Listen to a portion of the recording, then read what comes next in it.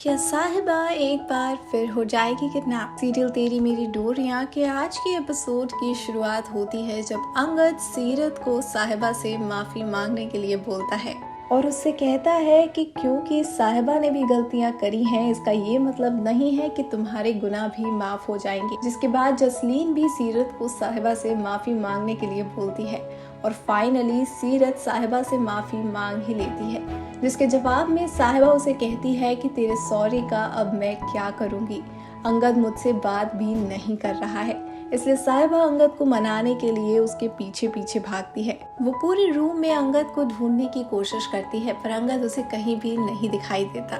इसलिए वो बाहर की तरफ जाती है जहाँ अंगद बैठा होता है।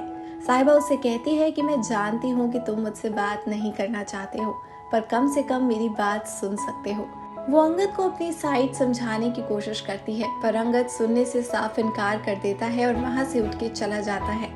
साहिबा अंगद के पीछे जाकर उसे समझाने की कोशिश में लग जाती है पर अंगद समझने को तैयार नहीं होता, जिसके बाद साहिबा वहाँ से चले जाने की बात करती है।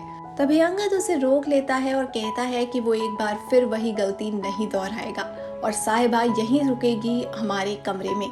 कुछ दिन बाद हम देखते हैं कैसे अंगद की हालत में काफी सुधार आया होता है और साहिबा भी कॉलेज जाने के लिए रेडी हो चुकी होती है। वो जैसे ही निकल के जाने लगती है तभी उसे एक बॉडीगार्ड दिखता है जो अंगद ने हायर किया होता है। अंगद उस बॉडीगार्ड को समझाता है कि वो मैडम को गेट पर ही छोड़ेगा और गेट से ही लेगा और ऑफिस में बैठे बैठे भी पूरी रिपोर्ट लेता रहता है। वो बॉडीगार्ड अंगद को साहिबा से रिलेटेड सारी डिटेल्स देता है।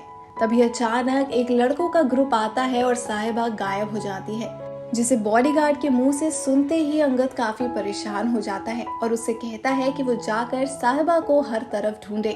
अब आगे आने वाले एपिसोड में क्या होगा जानने के लिए जुड़े रहिए हमारे साथ हमारे चैनल बॉली टीवी से और सब्सक्राइब करना बिल्कुल ना भूलें।